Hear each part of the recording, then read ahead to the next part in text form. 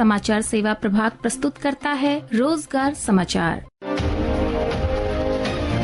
नमस्कार, मैं हूं सुनीता।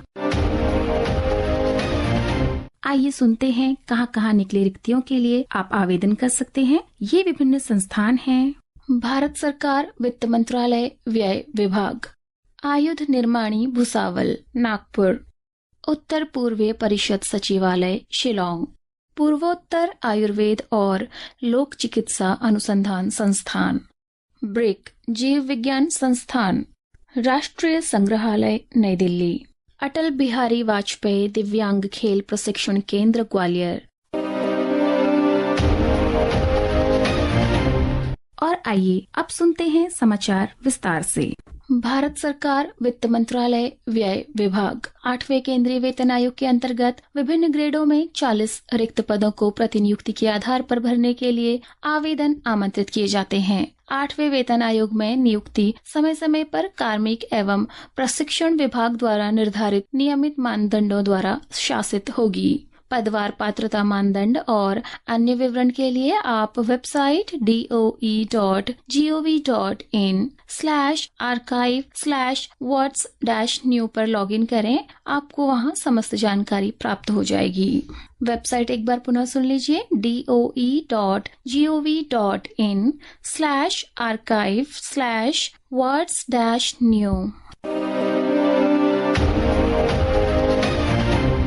आयुध निर्माणी भुसावल नागपुर, यंत्र इंडिया लिमिटेड रक्षा सार्वजनिक क्षेत्र उपक्रम रक्षा मंत्रालय भारत सरकार की एक इकाई आयुध निर्माणी भुसावल में श्रम कल्याण अधिकारी LWO के रूप में काम करने के लिए उद्यमी, गतिशील और अनुभवी राष्ट्रीय को अनुबंध के आधार पर नियुक्त करने के लिए आवेदन आमंत्रित करता है। इच्छुक उम्मीदवार रोजगार समाचार में इस विज्ञापन के प्रसारण की तारीख से 21 दिनों के भीतर स्पीड पोस्ट अथवा कुरियर सेवा के माध्यम से कार्यकारी निदेशक आयुध निर्माणी भुसावल 425203 जिला जलगांव को आवश्यक दस्तावेजों के साथ अपना आवेदन हार्ड कॉपी में जमा करें। पात्र उम्मीदवार यंत्र इंडिया लिमिटेड मुख्यालय की आधिकारिक वेबसाइट www.yantraindia.co.in से वाहक विज्ञापन शीर्षक के तहत अधिक जानकारी प्राप्त कर सकते हैं।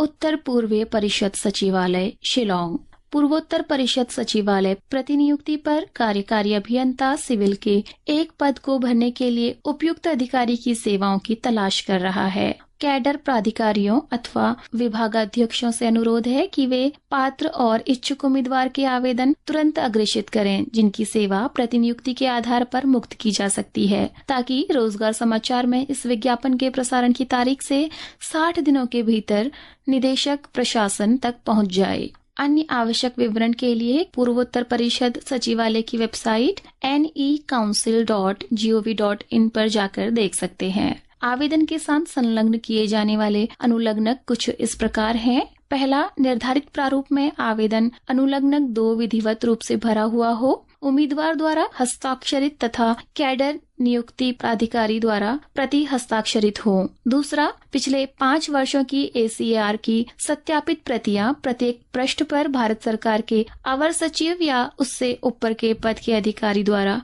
मोहर सहित विधिवत सत्यापित हो। तीसरा, सत्य निष्ठा प्रमाण पत्र। चौथा, सतर्कता मंजूरी। पांचवा, कैडर मंजूरी प्रमाण पत्र अथवा शैक्षिक योग्यता के प्रमाण पत्रों की स्वसत्यापित प्रति। अन्य किसी जानकारी के लिए आप वेबसाइट पर जाकर देखें। वेबसाइट आप पुनः सुन लीजिए, necouncil.gov.in। पूर्वोत्तर आयुर्वेद और लोक चिकित्सा अनुसंधान संस्थान, पूर्वोत्तर आयुर्वेद एवं लोक चिकित्सा अनुसंधान संस्थान पासीघाट अरुणाचल प्रदेश आयुष मंत्रालय भारत सरकार के अधीन एक स्वायत्त संस्थान चिकित्सा अधीक्षक ग्रुप ए पद को प्रतिनियुक्ति द्वारा अन्यथा सीधी भर्ती द्वारा भरे जाने के लिए आवेदन निर्धारित प्रारूप में आमंत्रित करता है। पद का नाम चिकित्सा अधीक्षक आयुर्वेद समूह ए, एक पद रिक्त है जो कि अनारक्षित श्रेणी के लिए है। इस पद के लिए सीधी भर्ती के लिए आयु सीमा 50 वर्ष होगी और प्रतिनियुक्ति के लिए आयु सीमा 56 वर्ष रखी गई है। 7वें केंद्रीय वेतन आयोग के अनुसार वेतन स्तर लेवल 13 होगा। पद के लिए शैक्षणिक योग्यता, अनुभव और अन्य पात्रता मानदंड आदि का विवरण तथा आवेदन प्रारूप आपको संस्थान की वेबसाइट www.neiafmr.org.in से प्राप्त हो जाएगा। निर्धारित प्रारूप में आवेदन आवश्यक प्रमाण पत्रों अथवा दस्तावेजों और बैंक ड्राफ्ट के साथ उचित माध्यम से निदेशक, पूर्वोत्तर आयुर्वेद और लोक चिकित्सा अनुसंधान संस्थान, पासीघाट 791102, अरुणाचल प्रदेश को रोजगार समाचार में इस विज्ञापन के प्रसारण की तारीख से 45 दिनों के भीतर भेजा जाना है। वेबसाइट आप पुनः सुन लीजिए www.neiafmr.org.in।